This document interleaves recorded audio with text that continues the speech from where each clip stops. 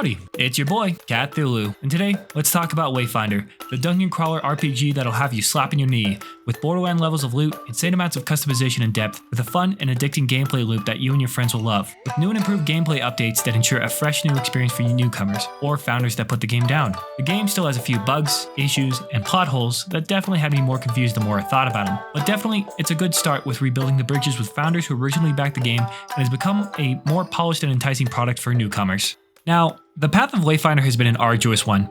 I want to do a video in the future as a sort of retrospective once we give the Echoes update a little breathing room and once the game has had a full release. But, long story short, Wayfinder has had a lot of snafus throughout its short existence in early access. The publishing wing of Digital Extremes was dissolved, leaving the game without a publisher and service to host the game on. The dream of being an MMO becoming unsustainable, they had a choice to shutter the game or release it as a one-time purchase ARPG and cut their losses. So, they've done the latter, and because of that, Wayfinder has a new lease on life. One purchase gets you the full game, 0 microtransactions, and a complete product you can play from beginning to end, once the full game releases in the fall, of course.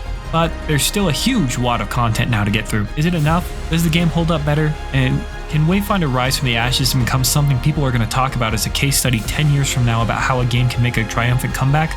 Well, I can't answer all that, but I can tell you that I think the new Echoes update is a good step in that direction. And I think if you like this video, you should hit the like button, the subscribe button, and let me know in the comments section down below if you've played Wayfinder and what your thoughts are.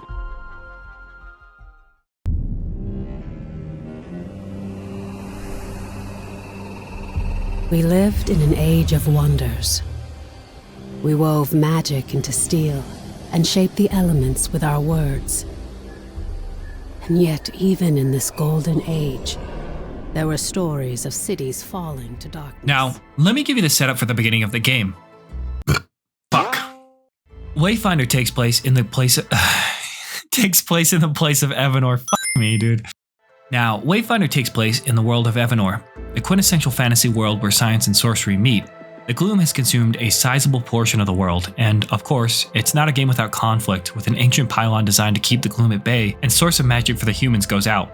And on top of that, it didn't include a manual or an easy reset button for the magic modem literally holding together the fabric of the universe, in which it started blinking orange and leading to all hell breaking loose, leaving a metric ass ton of gloom creatures to come pouring in and no diffing the inhabitants. You and your buddy Oming try to relight the beacon and you get 1v9 like it's Kesha's Nunu, and well, it's curtains for you. Your gods are dead. Your world is ours. Or so you thought. This is where you take control of one of the first 3 Wayfinders. Fallen warriors once thought lost to the gloom are brought back to unravel the nature of the gloom and fight back against it. I like that premise. Now, the narrative is delivered in the form of limited animation cutscenes, voice dialogue, and with the new Echoes update are rifts in the space-time continuum that deliver little vignettes of their life for your particular Wayfinder. Nice little touch for some flavor. If I'm honest with you, the plot of Wayfinder is good, and its world building definitely makes the world feel lived in, or set pieces of the world that definitely feel like your dungeon master spouting buzzwords so that you know that something happened. It doesn't take me out, but it definitely does stick out like a sore thumb when they show it on display when they try to techno-babble the first half of the game and explain why something happens. I forgive it since the spectacle of the game is what I came for, and the plot does enough to suspend your belief and keeps you wanting to know more. It's not bad writing per se, just probably some pieces of the puzzle I could be missing. Now, I'll hold off on roasting it too much since the full game isn't out, but God, I was trying to put my finger on the plot, and I don't want to say it's just an MMO plot, but it does fall into the pitfalls of crazy amounts of lore dumping and dialogue early game that most MMOs have, and being bombarded by crazy amounts of info dumps. And there was just a point I felt like the guy from The Long Dream by Junji Ito, except I couldn't see through reality. I just forgot the whole plot and started mashing A to get through the dialogue. Now, it's a shame because it's a really good plot, and I never noticed it the first time around I played the game, but going through it again, there's some really great moments that I totally spaced out. There could be something I'm missing and it all just falls into place with the last bit of the game drops. However, the side quests and the side characters are really good. Venge's quest where you commit goblin genocide, or the side quest in the second part of the game involving a soldier and his wife, or the Christmas quest which might come back.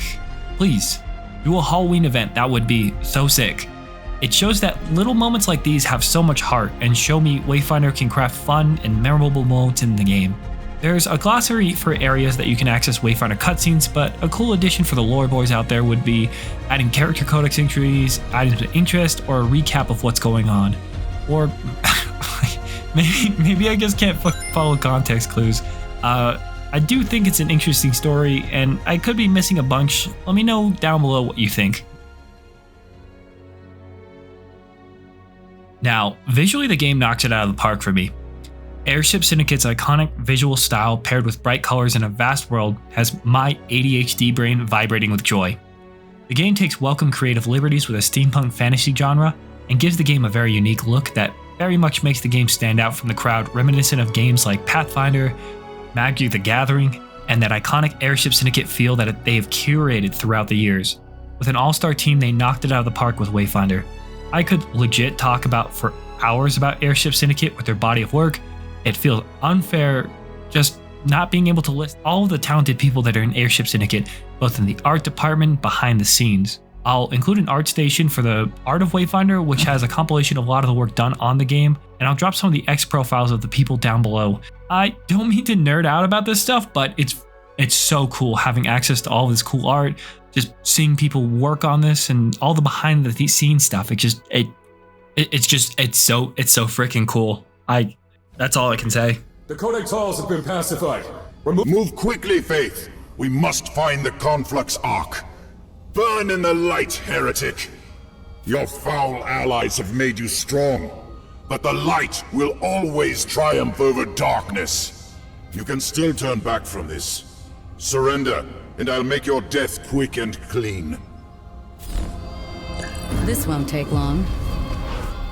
With the newest update, audio just feels synced better with what's going on in the world. Impact hits from weapons carry weight and are punchy, and that was even before the update. It's just a lot better now.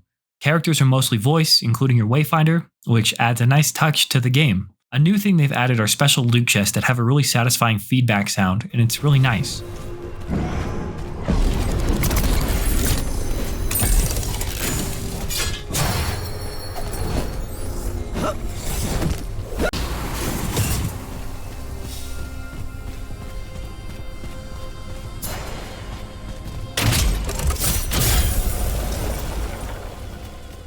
Now, the soundtrack is so rad. Gareth Coker, you might know from Ruined King, Ori and the Blind Forest, and Ark, Survival Evolved, which is just a drop in the bucket from the expansive list of games they've worked on, and they've made a really interesting soundtrack for Wayfinder.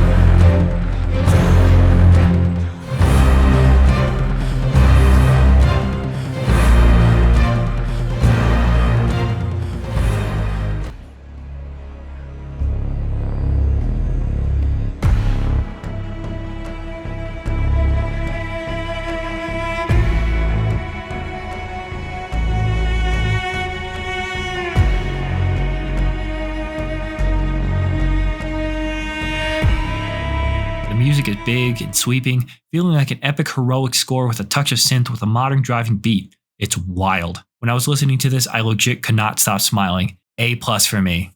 So, I played the new update up to the second part of the Highlands, and I think I want to stream the rest of it this week. Which, shout out to my newest channel, Cat Through Plays. I'm going to be streaming there more often, so keep an eye out. I'm going to be streaming some stuff like art and games, and it could be a larger video, or otherwise wouldn't fit on the main channel, so hope to see you there. Anyways, back to the video. This is a dangerous place. I like it. Impossible. My hard-earned gamer cred. Now, gameplay has pretty much been overhauled, but combat remains pretty similar with mostly refinements and changes to weapons that make them all feel much more fun and a lot more balanced. But the game is a third-person action RPG. You have your Wayfinder accompanied with their own abilities with no restrictions on weapon class selection. This gets even more unique, with each weapon having their own special ability that you can build up in combat through a combo meter, reloading, or breaking shields. The core fundamentals are the same for each weapon, but adds more depth with what each weapon can do. The gun has reloads that you can time that give you buffs depending on whether you're using a shotgun, a rifle, and so on. The daggers have a special attack followed by building up your combo flourishes much faster. The two-handed weapons have even more unique attacks that really dwarf the other classes in terms of how many weapons there are. It's pretty generalized as to what's considered part of a two-handed weapon class compared to the rest of the weapons, and it's probably the largest weapon class. And sword and shield are pretty straightforward for the real Sigmas out there, and can have abilities ranging from support to straight DPS. My favorite is the Captain America Chainsaw Shield. Now, I've had about 160 plus hours on the previous build of Wayfinder, and I definitely loved the game but saw how rough around the edges the game was. Mainly because it was an MMO, there were a lot of concessions that just had to be made. Concessions like latency, unit pathing, and enemies tended to just kind of wait to die, and the monetization I felt was lackluster and half-hearted. I didn't even know how many housing items or weapon and Wayfinder skins there were until the Echoes update. I had like one skin for Venom S.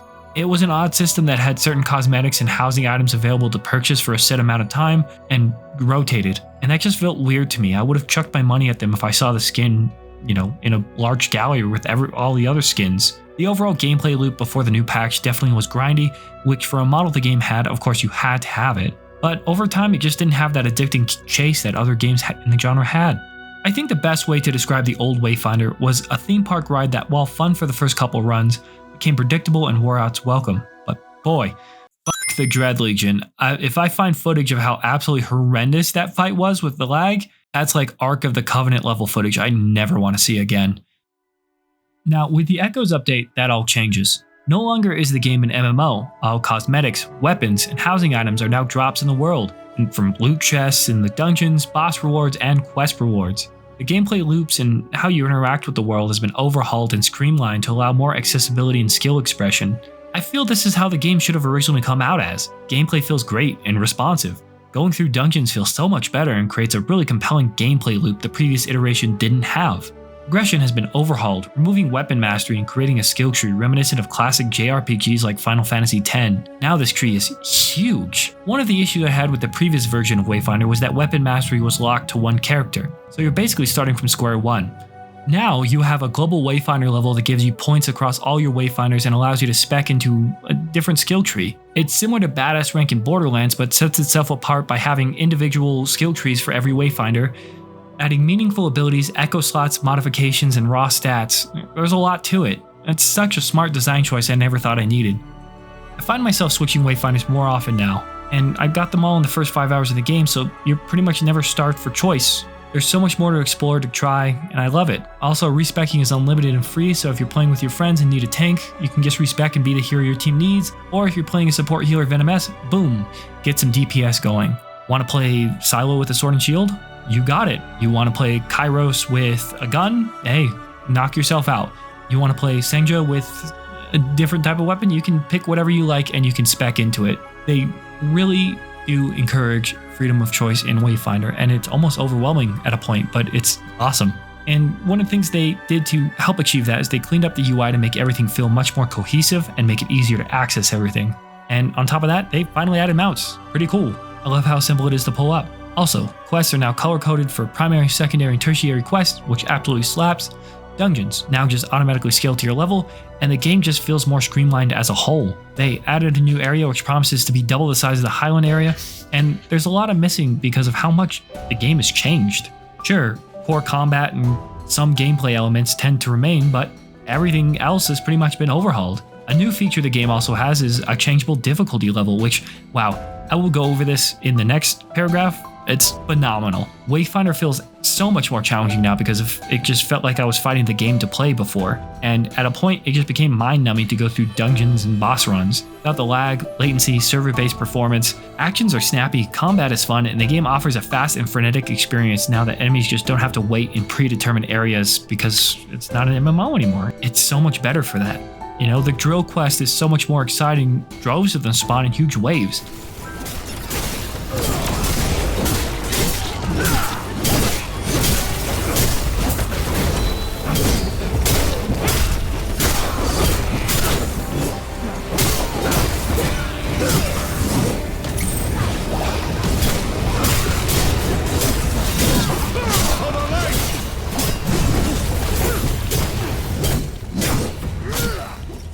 requiring quick thinking, fast reflexes. It's so good.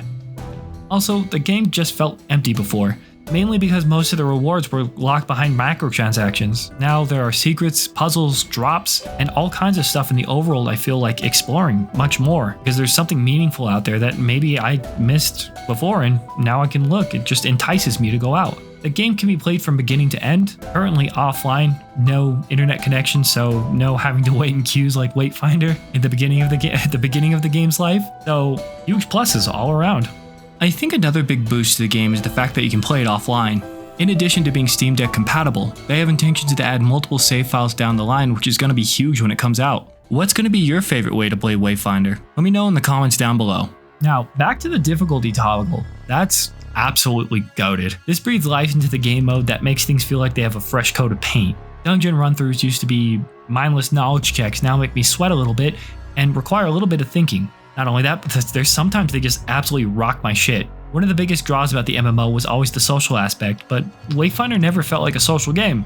Most of the time I went private in my game and went through dungeons, and when I did group up, there wasn't any communication. The game really shined when you and your buddies got together in Discord and romped through a dungeon or a boss. So I feel the game now just fits better with that philosophy. My friend that I got into the game didn't vibe with the MMO, but after the Echoes update, we've had way more fun playing together.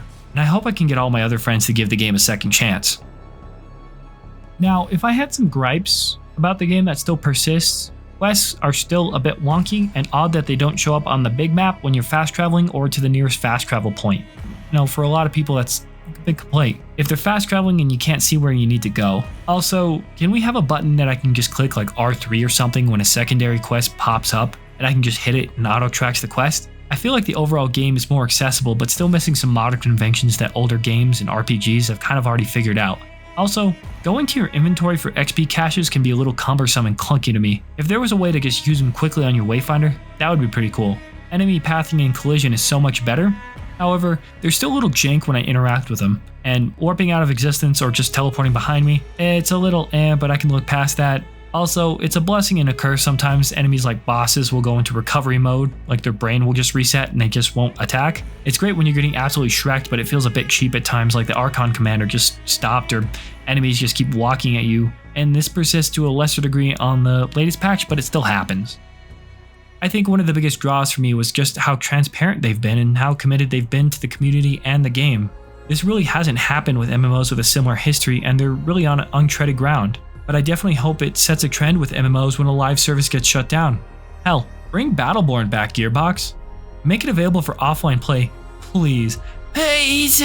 Now, I had a review for this game earlier in the year and decided to scrap it due to a myriad of issues I had with the game and that the game's future was up in the air. And actually, going back, my previous criticism for the game doesn't really stand anymore. I originally said that the game was great. It had a solid foundation. It was just missing all the things that made the game fun on the inside. It turns out it did. It just was hidden behind an MMO and microtransactions. But now, after the Echo update, I have complete faith in Wayfinder and its future. Now, the game is having a slight sale on Steam and coming out for PS5 later in the summer. However, if you're not a big early access fan, they're aiming to release the game in the fall, in addition to with the Xbox One. Big boost to any game is to just wishlist it, go out there, give it a try. Hopefully you find a new favorite game. That's it for me. Don't forget to hit the like button, hit that subscribe button. It's good to be back. I love you all. Bye-bye.